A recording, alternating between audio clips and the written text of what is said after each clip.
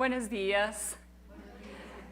Vamos a continuar compartiendo la siguiente parte de lo que veníamos hablando hace 8 días. Hace 8 días estuvimos compartiendo acerca de volver a los diseños en Dios. Y hay algunas inquietudes con respecto a volver a los diseños en Dios, pero es bastante sencillo en el sentido de que necesitamos ser guiados y dirigidos por el Espíritu. Entonces, ya sabemos qué procesos son y la idea es que podamos presentar esos procesos delante del Señor para que Él nos dé instrucciones precisas y específicas con respecto a la forma como Él quiere que nosotros llevemos adelante esos procesos. Y hoy vamos a estar hablando sobre 2 procesos más. Hablábamos hace 8 días sobre el tiempo en el que estábamos y decíamos que estamos en el tiempo de la restauración de todas las cosas, como está escrito ahí en el libro de los Hechos, Hechos 3:21. Y hoy vamos a estar hablando de 2 áreas más que el Señor está trayendo restauración en este tiempo. Es una ventana de oportunidad la que se ha abierto en este tiempo para que nosotros podamos recibir alineamiento con los diseños de Dios. Y este diseño no es otro que la restauración de la imagen de Dios. El Señor quiere restaurar su imagen en sus hijos. Y vamos a comenzar en el libro de Génesis. Hace 8 días comenzamos también en Génesis y hablábamos sobre un diseño que el Señor tiene para nosotros, que es gobernar. Y hoy vamos a estar hablando sobre otro diseño que encontramos ahí en Génesis 1, el versículo 26 y 27. Dice, entonces dijo Dios, hagamos al hombre a nuestra imagen. Y la palabra para imagen en hebreo es Selem. Y quiere decir alguien que es conformado a la imagen de, ¿sí? Alguien que es la sombra de otro. Entonces, en este caso es como decir Adán es la sombra del Creador. El hombre como sombra de Dios. Hagamos al hombre a nuestra imagen, conforme a nuestra semejanza, y señoreen los peces del mar, en las aves de los cielos, en las bestias, en toda la tierra y en todo animal que se arrastra sobre la tierra. Y creó Dios al hombre a su imagen, a imagen de Dios lo creó. Varón y hembra los creó. Esto es en Génesis capítulo 1. Sin embargo, vamos más adelante a Génesis capítulo 5 y ahí encontramos un cambio. Aquí vemos que el hombre fue formado a imagen y semejanza de Dios. Y vemos que imagen quiere decir alguien que está a la sombra de alguien. Cuando decimos imagen. Ahora, ¿qué pasa en Génesis 5? En Génesis 5 encontramos un cambio. Y vamos a estar mirando Génesis 5, los primeros 3 versículos. Nos empieza nuevamente refiriendo a esto que acabamos de leer, pero luego hay un cambio y lo vamos a ver que sería como ese antidiseño. Este es el libro de las generaciones de Adán, el día en que Dios creó al hombre, a semejanza de Dios lo hizo. Varón y hembra los creó y los bendijo y llamó el nombre de ellos Adán el día que fueron creados. Y vivió Adán 130 años y engendró un hijo a su semejanza, conforme a su imagen, y llamó su nombre Set.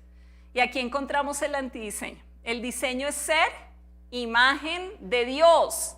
Pero aquí encontramos que Set no era imagen de Dios, sino aquí encontramos que Set era imagen de Adán. Entonces hay una ruptura en cuanto al plan y al propósito de Dios inicial, de Génesis 1. Algo pasó y vamos a ver qué pasó según Génesis 3.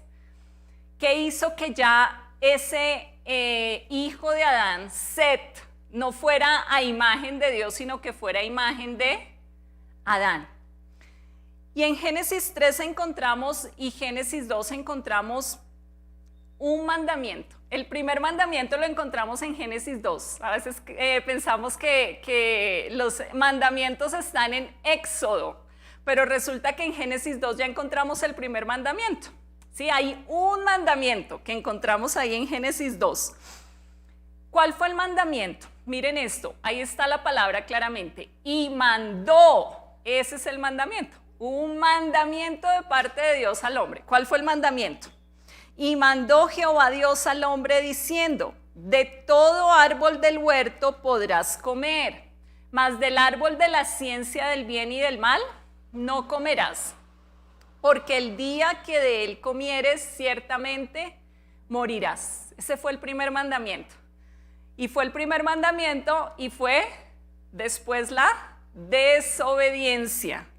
Miren que esa palabra mandar, que se conecta con mandamiento, la volvemos a encontrar en Génesis 3:11, cuando Dios se aproxima al hombre y le dice: ¿quién te enseñó que estabas desnudo? ¿Has comido del árbol de que yo te mandé no comieses? El mandamiento, ¿sí? El mandamiento desobedecido. Y en ese momento, cuando el hombre desobedece ese mandamiento que el Señor le da, el hombre pierde la imagen de Dios, se pierde la imagen del Padre. Y al perder la imagen del Padre, ¿qué pierde? ¿Qué hay detrás de la imagen? ¿Por qué la imagen es tan importante? Veíamos hace 8 días que el diseño de Dios para el hombre es gobernar. Y es posible gobernar cuando tenemos la imagen del Padre, porque con la imagen del Padre viene autoridad. Es decir, que cuando no está la imagen del Padre, entonces ya no hay autoridad. ¿Qué características tiene ahora Adán? Entonces, no hay la imagen de Dios, no hay autoridad, porque lo que da la autoridad es la imagen de Dios, y tampoco hay gloria. Miren que en Hebreos 1:3 se describe al Señor Jesucristo como el resplandor de la gloria y la imagen misma de la sustancia del Padre. El resplandor de la gloria, es decir, que esta imagen que viene después de la desobediencia de Adán y Eva, ya no es una imagen con gloria, es una imagen falsa y es una imagen caída. Y es triste el panorama que encontramos aquí en Génesis 2, Génesis 3, 4, 5, al perderse la imagen de Dios. En Génesis 5 hay algo interesante, y es que en Génesis 5 encontramos cuánto vivían las personas. Y en Génesis 5 encontramos Adán, vivía más de 900 años. Y encontramos el personaje que más años vivió o ha vivido, que es Matusalén, 969 años, en Génesis 5. Sin embargo, de Génesis 5 a Génesis 6, miren cuánto disminuye el número de años. Pasa de 969 años, que fue lo que más vivió Matusalén, a 120 años. Y aquí empezamos a entender cuál es la consecuencia de no tener la imagen de Dios, cuál es la consecuencia de la degeneración. Juntamente con esa no imagen de Dios o con esa falsa imagen viene la muerte, viene la enfermedad también. Y ahí encontramos que el hombre va a vivir 120 años. En Génesis 6, que dice el Señor que ya no contenderá su espíritu con el hombre para siempre, sino que serán sus días 120 años. Pero después, en el libro de los Salmos, en el Salmo 90, encontramos que esa edad pasa de 120 a 70 y 80 años. Dice, los días de nuestra edad son 70, y si en los más robustos, 80, dice la palabra. ¿Cómo podemos ilustrar este proceso de degeneración? Y pensé en una ilustración, pensé en la ilustración de una persona que está bajo los efectos de la droga, y es una imagen que me impacta porque va de los efectos de las metanfetaminas en una mujer desde 1979 a 1989, y uno puede ver todo su proceso, ¿sí? Su proceso, cómo va perdiendo vigor, cómo va perdiendo fuerza, cómo va perdiendo hermosura, cómo va perdiendo muchas cualidades que tiene. Quiero decirles que este proceso de degeneración es un proceso que aún no hemos visto todo lo que la degeneración es en el ser humano, a pesar de todo lo que ya hemos visto. ¿Qué quiere decir esto? Hoy en día encontramos modificaciones a nuestro cuerpo, encontramos implantes, encontramos transformaciones que son impresionantes, cambios de sexo, tatuajes, y aún a pesar de todo lo que podemos ver, aún no hemos visto todo lo que tiene que ver con la degeneración que viene por perder la imagen de Dios. Aquí en Colombia, tristemente, hay dos personas, no quise poner la imagen de ellas. Una es una persona que quiere parecerse a una calavera, algunos de pronto han escuchado acerca de este caso, y otro es el caso de una persona que se considera a sí misma una persona híbrida, es decir, una persona humana y una persona animal. Entonces, esta persona ha hecho modificaciones en su cuerpo y su nariz, dice él, es una nariz de felino, sus ojos son negros como el caballo, su lengua es bífida como las serpientes, sus dientes son afilados y sus orejas están reducidas o modificadas. Y en su cara, en la época en la que yo leí este artículo, se había hecho más o menos unas 32 perforaciones. Entonces, encontramos eso y lo podemos aplicar a nuestra área espiritual. ¿Cómo es el hombre perdiendo la imagen de Dios? Ahora el hombre quiere ser un animal, por ejemplo, ¿sí? Todo esto como consecuencia de la desobediencia y de haber perdido esa imagen. Y aún no hemos visto todo. Ahora, ¿cuáles son las buenas noticias?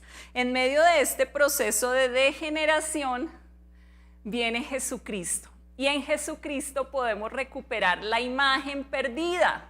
En Jesucristo podemos recuperar la imagen perdida. ¿Por qué en Jesucristo podemos recuperar la imagen perdida? Colosenses 1:15 dice que Jesucristo es la imagen del Dios invisible. Entonces Jesucristo trae la imagen del Padre para que cada uno de nosotros pueda recuperar esa imagen perdida, esa imagen que se perdió. Y es en esto en lo que nos vamos a enfocar. ¿Dónde estamos? Estamos en Romanos 8. Y en Romanos 8 nos habla acerca de esto, de recuperación de la imagen. Dice Romanos 8:29 que fuimos predestinados para ser hechos conformes a la imagen del Hijo.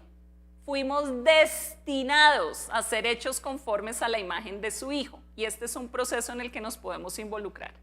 El proceso, cuando yo hablo de procesos, hablo de algo que hacemos intencionalmente, algo con lo que nos conectamos intencionalmente. Entonces, el Señor quiere que estemos en el proceso de ser hechos conformes a la imagen de su Hijo, que nos dispongamos, así como hay personas que quieren ser hechas conformes a la imagen de un animal, que nosotros como hijos de Dios podamos recibir esa imagen de Jesucristo. ¿Cómo? En 2 Corintios 3:18 nos dice, ¿quién se encarga de que nosotros podamos ser hechos conformes a la imagen de su Hijo? Y es el Espíritu Santo. Dice que nosotros todos, mirando a cara descubierta como en un espejo la gloria del Señor, somos transformados de gloria en gloria como por el Espíritu del Señor en la misma imagen. Entonces, perdimos la imagen. Como consecuencia de haber perdido la imagen, estamos en un proceso de degeneración, pero es posible recuperar la imagen a través del Señor Jesús, a través de Jesucristo, porque Él es la imagen del Dios invisible y nos vino a traer la imagen del Padre para que podamos recuperar esa imagen que se perdió.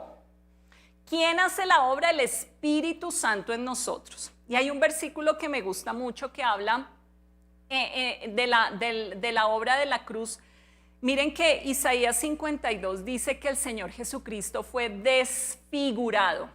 Y me llama mucho la atención esa palabra desfigurado, conectándolo a lo que estamos hablando de la imagen de Dios, ¿sí? Cuando vemos, por ejemplo, de lo que veníamos hablando, o sea, el pecado lo que hace en nosotros es desfigurar la imagen de Dios, y por eso ponía imágenes borrosas, porque ya no se puede identificar la imagen, porque está borrosa. Eso es lo que el pecado trae.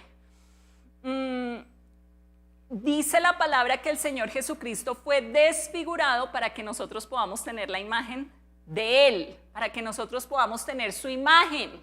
Gracias a que Él fue desfigurado, nosotros podemos tener la imagen suya en nosotros. Él ya pagó ese precio, fue desfigurado. Dice ahí que no solamente fue desfigurado de los hombres su parecer, sino también su hermosura. O sea, fue hecho, podríamos pensar en, uno utilizaría una palabra fuerte, un monstruo. Sí, él fue desfigurado para que nosotros podamos recuperar la imagen que se perdió. Ahora, hace 8 días hablábamos de algo importante con respecto a nuestra alma, y es que tenemos voluntad en el alma. Y el hecho de que tengamos voluntad es muy importante porque eso nos lleva a decidir. Y la pregunta es, ¿qué imagen quiero? ¿Sí? ¿Qué imagen quiero? Y hay dos posibilidades. Está por un lado la regeneración y está por otro lado la degeneración. Hay dos posibilidades y eso es importante que nosotros podamos entender eso. Que nosotros podamos entender que nuestra voluntad nos sirve para tomar decisiones. Por eso es tan poderosa la voluntad. Dios nos la dio. Dios nos dio la voluntad. Nos hubiera podido hacer robots. Todos para la derecha, todos para la izquierda, todos adelante, todos... No, no nos hizo robots. Nos hizo personas que tienen voluntad. Y necesitamos utilizar la voluntad. Entonces, utilicemos la voluntad. ¿Qué imagen quiero? ¿A qué me quiero parecer? Esta persona de la que hablábamos al principio ha utilizado su voluntad para hacerse modificaciones en su cuerpo y ha utilizado sus recursos, ha utilizado tiempo, ha utilizado esfuerzo. Nosotros podemos utilizar nuestros recursos, nuestro tiempo, nuestros esfuerzos en parecernos al Señor Jesucristo. Entonces, esto es un proceso, como dice Colosenses 3. Colosenses 3, 9 al 10 nos habla del proceso. Dice que nos despojemos del viejo hombre con sus hechos y que nos revistamos del nuevo, el cual conforme a la imagen del que lo creó se va renovando hasta el conocimiento pleno. Es un proceso y necesitamos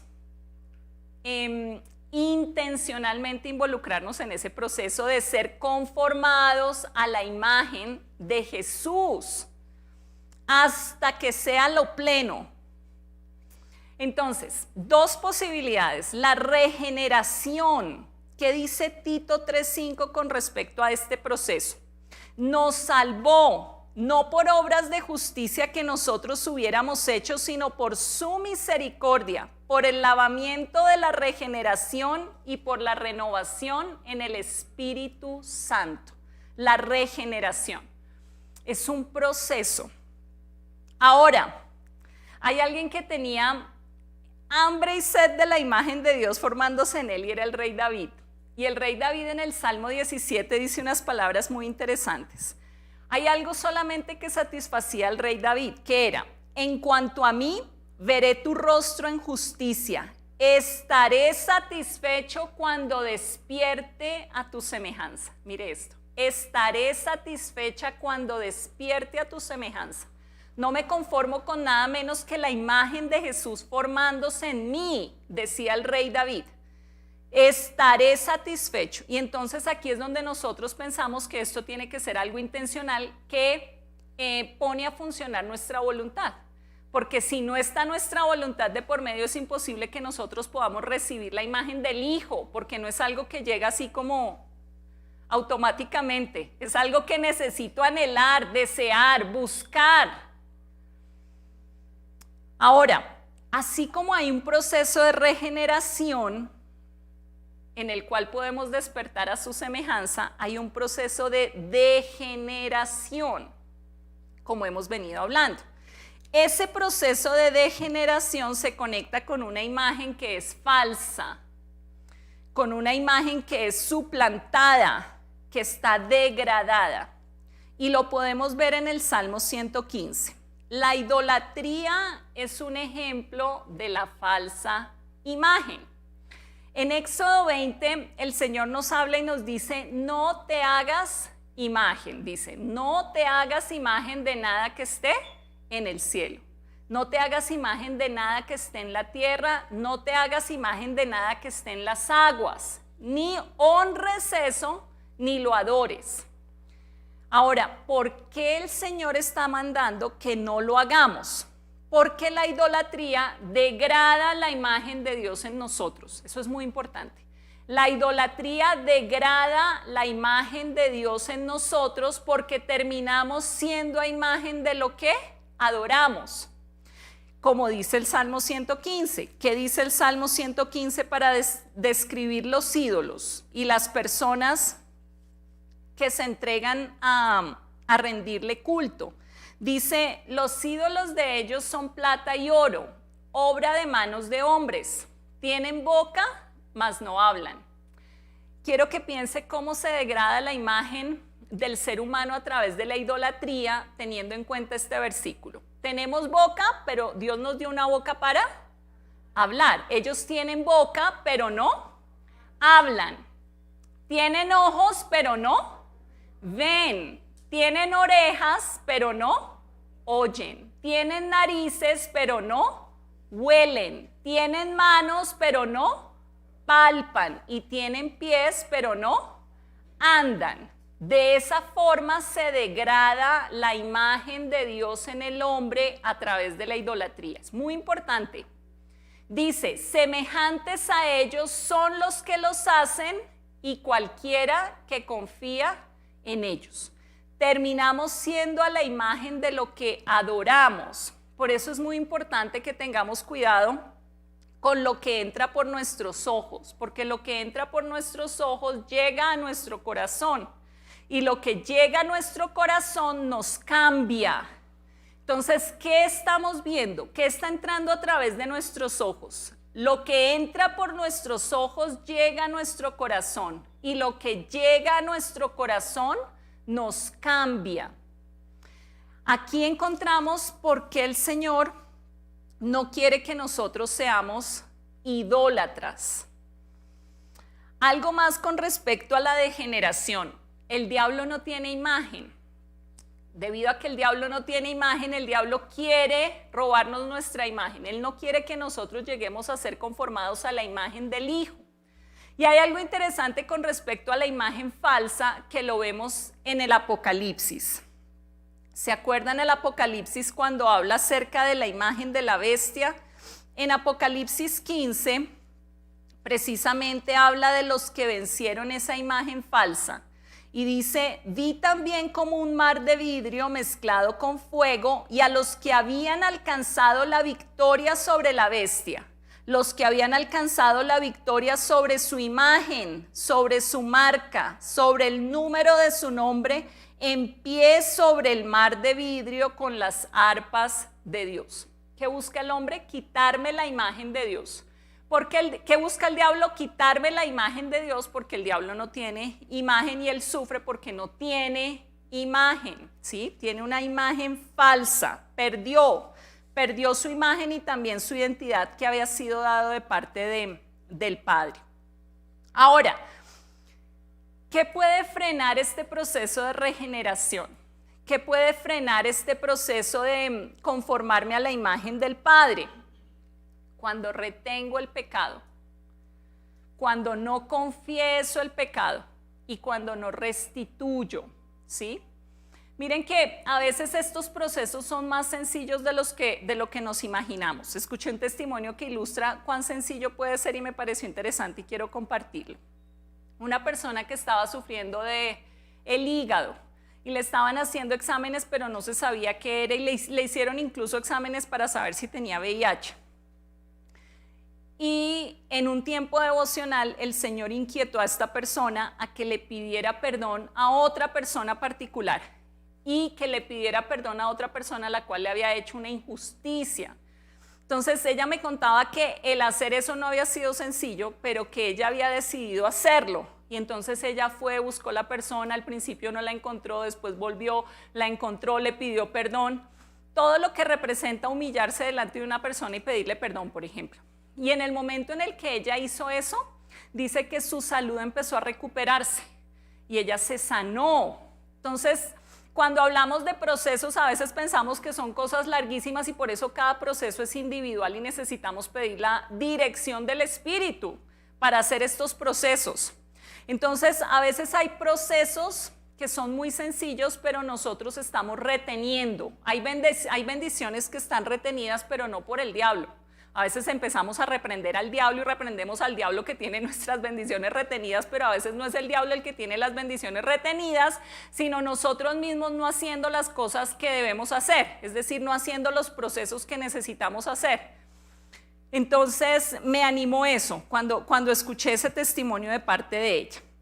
Número 2, no solamente la imagen, este es un tiempo para que la imagen del Señor sea formada en nosotros. El apóstol Pablo decía, hijitos míos, por quienes vuelvo a sufrir dolores de parto hasta que Cristo sea formado en vosotros. Y esa es nuestra vida, que Cristo sea formado en mí, Cristo formado en mí. Cuando Cristo se forma en mí, tengo la autoridad, porque la imagen me da autoridad para llevar adelante el plan y el propósito que el Señor quiere. Lo otro que el Señor quiere restaurar en mí, además de la imagen, es su identidad. Él quiere restaurar la identidad suya en mí. Identidad se relaciona con una pregunta muy sencilla. ¿Quién soy? ¿Sí? ¿Quién soy? ¿Quién soy? ¿Quién da identidad? El Padre da identidad. Por eso la figura de un padre es tan importante en el ámbito de una familia, porque un padre da identidad. Y nuestro Padre Celestial nos da identidad. En el libro de los Efesios encontramos, Efesios 1, en 11 versículos, palabras hermosas relacionadas con nuestra identidad. Efesios 1, del 3 al 14, dice que yo soy bendecida, yo soy escogida, yo soy santa, yo soy sin mancha, yo soy amada, yo soy predestinada o soy destinada, tengo un propósito, un destino, soy conocedora, soy hija, soy aceptada, soy redimida, fui libertada, fui comprada por precio, fui perdonada, soy heredera, soy aprobada y fui sellada con el Espíritu Santo. Miren, les animo a repasar este texto y a subrayar, a hacerle un círculo a las características de las que habla ahí la palabra con respecto a quién soy según el Padre. ¿Qué dice el Padre de mí? Y aquí es donde necesitamos nuevamente utilizar la voluntad. La voluntad me lleva a conectarme a una fuente y a desconectarme de otra fuente. Entonces, quizás tengo que desconectarme de la fuente que me ha dicho lo opuesto. En lugar de bendecida, maldecida. En lugar de escogida, desechada. En lugar de santa, pecadora. En lugar de amada, odiada. En lugar de predestinada, sin destino. En lugar de hija, huérfana. En lugar de aceptada, totalmente rechazada. Entonces yo tengo que decidir desconectarme de esa fuente. A veces para desconectarme de esa fuente tengo que hacer procesos de perdón. Entonces perdono a mi papá, perdono a mi mamá, perdono a las personas que me decían lo contrario de lo que la Biblia dice que yo soy. Entonces alguien me decía inmunda, alguien me decía tonta, alguien me decía estúpida, alguien me decía usted no sirve para nada, alguien me decía usted no va a llegar a ningún lado. Yo necesito hacer un proceso de perdón, perdonar a esas personas que estaban conectadas con la fuente equivocada, desconectarme de esa fuente y me conecto a la fuente del Padre, que es lo que el Padre dice que yo soy. Me conecto a esa fuente. Eso es muy importante que lo podamos hacer, porque el Padre dice cosas hermosas de cada uno de sus hijos. Y necesitamos conectarnos con lo que el Padre dice que yo soy. ¿Qué dice el Padre de mí? Esas fuentes equivocadas las alimentan las mentiras. Y en Juan 8:44 hemos hablado sobre quién es el papá de la mentira y quién es el que habla mentiras y quién es el que no permaneció en la verdad. Juan 8:44 dice, ustedes son de su padre el diablo y los deseos de su padre quieren hacer. Y describe al diablo. Él ha sido homicida desde el principio. No ha permanecido en la verdad. No hay verdad en él. Cuando habla mentira, de suyo habla, porque es mentiroso y padre de mentira. Entonces, aquí es importante que yo pueda identificar qué mentiras he creído de mí misma.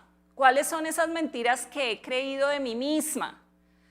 y yo voluntariamente puedo seguir conectada a esas mentiras y seguir creyendo esas mentiras, o yo puedo desconectarme de esas mentiras y decir, no, yo ya no voy a seguir creyendo en esas mentiras y las reemplazo. ¿Por qué? Pues por la verdad de la palabra de Dios. Pero es importante que yo haga el ejercicio, porque hay palabras, normalmente de las personas que más queremos son las palabras que más nos duelen y que más nos afectan, porque con ellos no tenemos ningún tipo de barrera ni ningún tipo de mecanismo de defensa. Entonces uno en la casa pues no tiene ningún tipo de mecanismo de defensa a menos de que ya le haya pasado algo bien desagradable. Entonces esas palabras que recibimos de las personas más cercanas son las que más daño nos hacen. Pero necesitamos desconectarnos de fuentes y conectarnos a la fuente del Padre para poder tener la identidad correcta. Esta identidad correcta se conecta con lo que la Biblia habla que es el rollo del libro, y lo repite 3 veces. La primera en el Salmo 47, que se repite en Hebreos 17 y dice, entonces dije, he aquí que vengo, Dios, para hacer tu voluntad, como en el rollo del libro está escrito de mí. Miren esto, el rollo del libro que fue escrito de cada uno de nosotros. Hay un rollo de un libro que está escrito sobre nosotros. ¿Y qué iba a escribir el Padre de nosotros? Pues iba a escribir planes y pensamientos de paz, porque Él tiene planes y pensamientos de paz para darnos un futuro y una esperanza. Con eso es que yo me tengo que conectar, con lo que de mí fue dicho desde la eternidad, con lo que el Padre escribió en su rollo de mí. Dice el Salmo 139, 16, mi embrión vieron tus ojos y en tu libro estaban escritas todas aquellas cosas que fueron luego formadas sin faltar una de ellas. Así como el Padre tiene planes y propósitos, el infierno también. Pues yo me desconecto de los planes del infierno conmigo y yo no recibo las palabras de mentira de Satanás para mí y me conecto con lo que está escrito en la palabra y que el Padre dice que yo soy. Y aquí quiero animarles a que ustedes puedan hacer este ejercicio. ¿Qué dice el Padre de mí? Primero desde el punto de vista bíblico, es decir, ¿qué dice la Biblia que soy yo? Que hay muchos más pasajes para analizar y muchos más pasajes para leer. ¿Qué dice la palabra que soy yo? ¿Quién soy yo según la palabra? Y aquí vamos a analizar 3 cosas. Una, ¿qué dones he recibido? ¿Qué dones me ha dado el Padre? ¿Qué promesas me ha dado? ¿Y qué ataduras hay que me impide llegar a ese cumplimiento de esas promesas y que me impide desarrollar esos dones que Él me ha dado, especiales que Él puso en mí? Alguna vez hacíamos aquí un ejercicio y rápidamente voy a hacer mención de eso, con relación a las mentiras de Satanás. ¿Se acuerdan que según la Biblia el reino de los cielos consiste en 3 cosas? Justicia, paz y gozo. Es decir, que la tercera parte del reino de los cielos es gozo. Y el Señor quiere que nosotros tengamos esperanza. Esperanza es la expectativa de que algo bueno va a pasar. Desesperanza es la expectativa de que algo malo va a pasar. Pero entonces el Señor es el Dios de esperanza. Que nosotros siempre podamos estar a la expectativa de que algo bueno va a pasar. Dice Romanos 15, versículo 13, que es muy especial ese versículo, el Dios de esperanza los llene de todo gozo y paz en el creer, para que abunden en esperanza, que abundemos en esperanza, que estemos a la expectativa de que algo bueno viene, por el poder de su Espíritu. Y veíamos de qué forma el Padre ataca las mentiras del diablo. ¿Se acuerdan? En el Salmo 2 está. ¿Cómo el Padre ataca las mentiras del diablo? Y es un ejercicio que necesitamos hacer, porque hay algo que desarticula la operación de Satanás. ¿Saben qué desarticula la operación de Satanás? El gozo. El gozo deja sin armas al diablo. O sea, una persona gozosa desarticula los planes y las artimañas del diablo. Y el Padre Celestial nos da un ejemplo de esto en el Salmo 2. ¿Qué hace el Padre frente a las argucias y frente a las mentiras del diablo? Dice el Salmo 2, el versículo 2, se levantan los enemigos de Dios y miren, se levantarán los reyes de la tierra y príncipes consultarán unidos contra Jehová y contra su ungido. ¿Y qué dicen? Rompamos sus ligaduras y echemos de nosotros sus cuerdas. Y en el versículo 4 está la estrategia del Padre que Él quiere que nosotros utilicemos. El que mora en los cielos se reirá, se burlará de ellos. Y aquí hicimos ese ejercicio, pero vamos a recordarlo para los que no estuvieron y para los que no se acuerdan. Necesitamos identificar cuáles son las mentiras del diablo. Que usted es una desgraciada. Cuando el diablo me dice usted es una desgraciada, ¿yo qué hago? Pues normalmente me pongo a llorar, ¿sí? Y le creo y digo, sí, yo soy una desgraciada, tiene toda la razón. Pero resulta que según la estrategia del Salmo 2.4, ¿qué debo hacer yo? Cuando el diablo me diga, usted es una desgraciada, usted no sirve para nada, mire eso tan fea. Cuando el diablo me diga todo eso, ¿yo qué le hago? ¿Me pongo a llorar y le creo y le digo, sí, tiene toda la razón? No, ¿qué hago? Me le río al diablo en la cara. Entonces necesito hacer la lista. Todas las mentiras que el diablo me ha metido durante tantos años de mi vida y me empiezo a reír de las mentiras. Al principio, claro, un poquito ficticio. Al principio va a ser un poquito, pero yo tengo que aprender a reírme de lo que el diablo dice, porque el Padre es mi ejemplo. El Padre en el Salmo 2 se ríe de Satanás. El Padre en el Salmo 2 se ríe de los planes del diablo, de las maquinaciones, de lo que trama, de lo que dice, de lo que intenta. Y necesito como hija de Dios parecerme a mi papá y hacer lo mismo que él hace y reírmele en la cara al diablo. Cuando yo le lloro al diablo, ¿qué hace el diablo?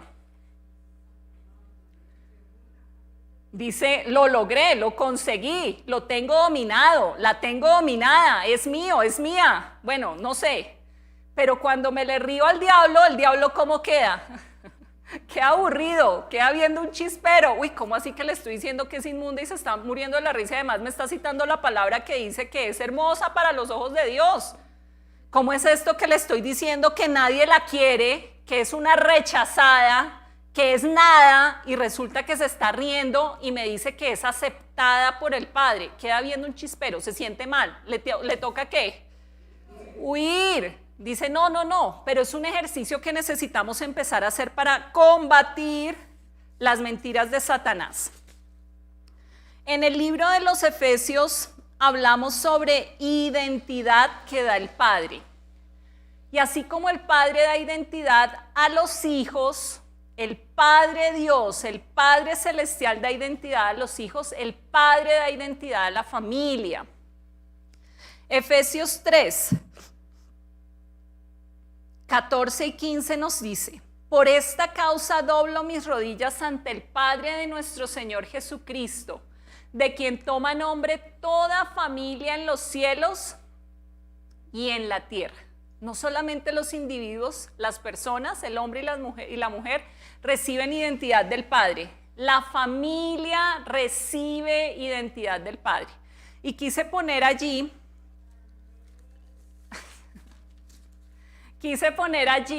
la imagen de una película. Yo no sé cuántos vieron esa película. Los Increíbles.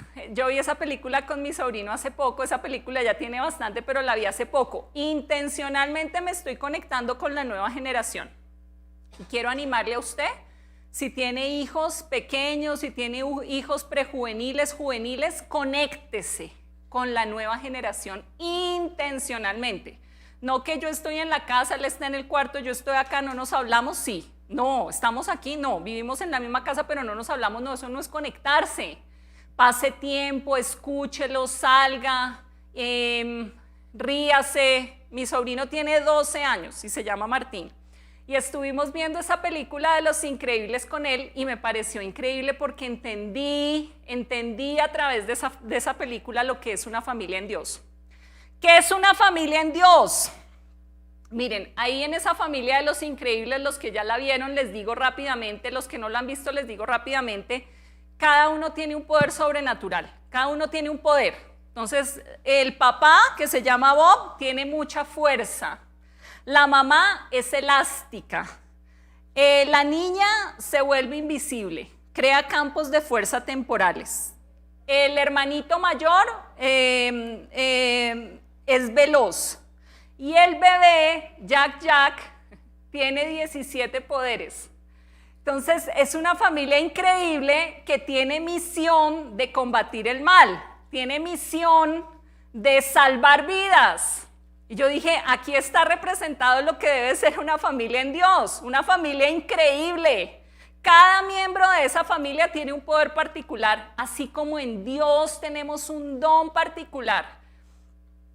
Y es muy importante que nosotros como familia podamos buscar a Dios y preguntarle lo mismo. ¿Cuáles son los dones que nos has dado como familia? ¿Cuáles son las promesas que tenemos como familia? ¿Y qué atadura estamos viendo, estamos enfrentando que nos impide llegar a ser esa familia de increíbles? Esa es la familia que Dios quiere para cada uno de sus hijos, que seamos increíbles y que cada uno tenga un don especial y particular y que unidos seamos una bomba. Que unidos seamos poderosos combatiendo lo que hay que combatir. ¿Qué dice el padre de mi familia? Sería la pregunta. ¿Qué dice el padre de mi familia?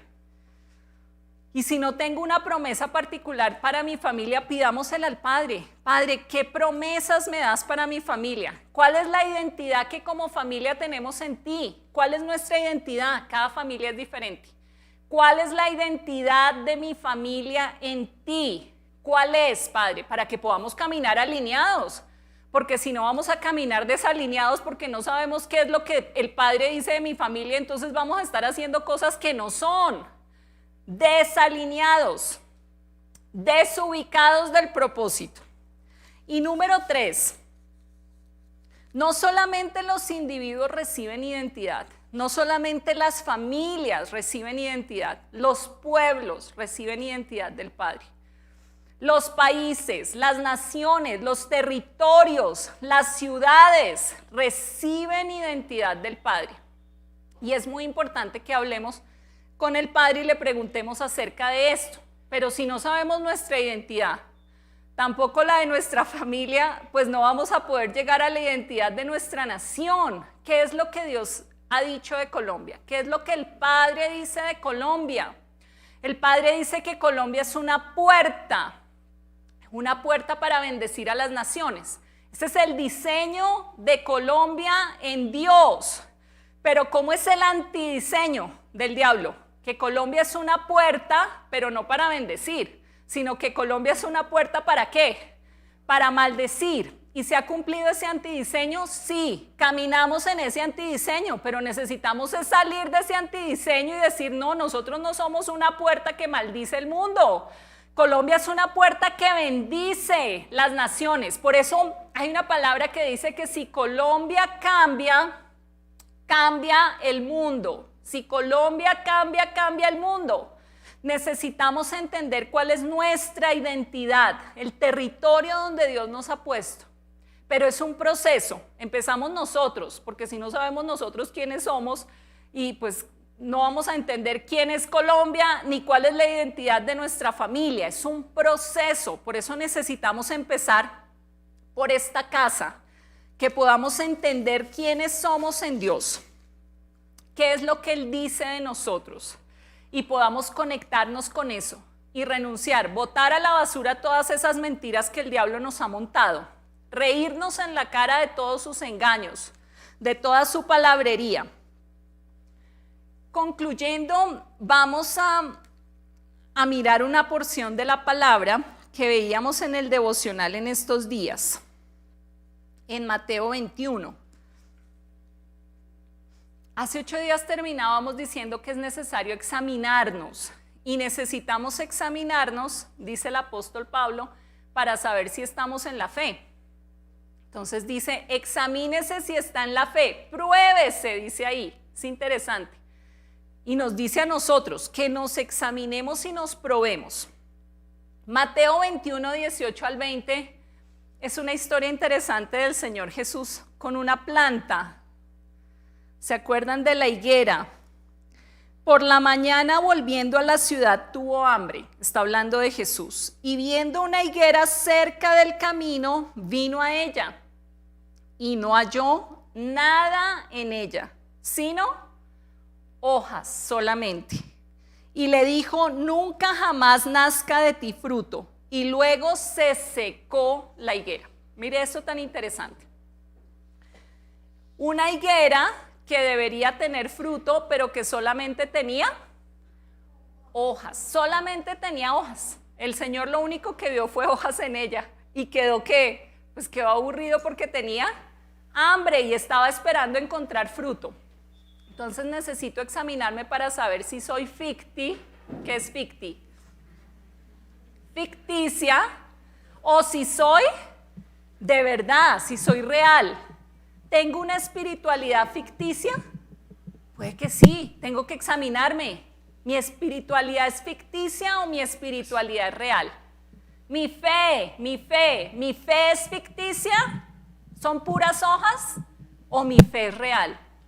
Mi arrepentimiento, muy importante, ¿mi arrepentimiento es real o es ficticio? Es ese arrepentimiento que son puras lagrimitas y lagrimitas, pero nada de cambio. Se puede ser el arrepentimiento ficticio, pura lágrima, pura emoción, pura alma. El arrepentimiento que llega al alma, me siento mal, lloro, me deprimo, pero no cambio, sigo igualita. ¿Mi obediencia es ficticia o mi obediencia es real? Necesitamos evaluarnos, necesitamos examinarnos, como dice el Señor en Corintios. Examinémonos si estamos en la fe. Examinémonos si estamos en la fe. Vamos a orar.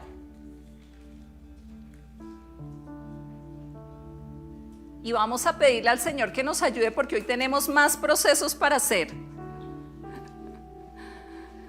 Padre, te damos gracias, Señor. Gracias por esta ventana de oportunidad que nos abres para conectarnos contigo y con nuestra verdadera identidad en ti, Señor. Hoy queremos recibir de ti, Señor, tu imagen. Sigue formando tu imagen en nosotros. Permítenos manifestar tu imagen donde quiera que vamos, Señor, tu carácter. Y sigue revelando tu identidad en nuestras vidas. Renunciamos a todos esos montajes de Satanás. Renunciamos a todas esas mentiras y argucias del diablo. Renunciamos a todas esas falsedades. Queremos ser como tú, Padre. Queremos imitarte y reírnos en la cara de todas esas mentiras, Señor. En el nombre poderoso de Jesús, danos luz con respecto a los procesos que necesitamos hacer. Danos entendimiento, Señor. Sigue despertando nuestros espíritus, Señor. Tú que eres el Padre de los espíritus de toda carne, despierta nuestros espíritus, Señor, para ser hechos a imagen del Hijo. En el nombre de Jesús. Amén.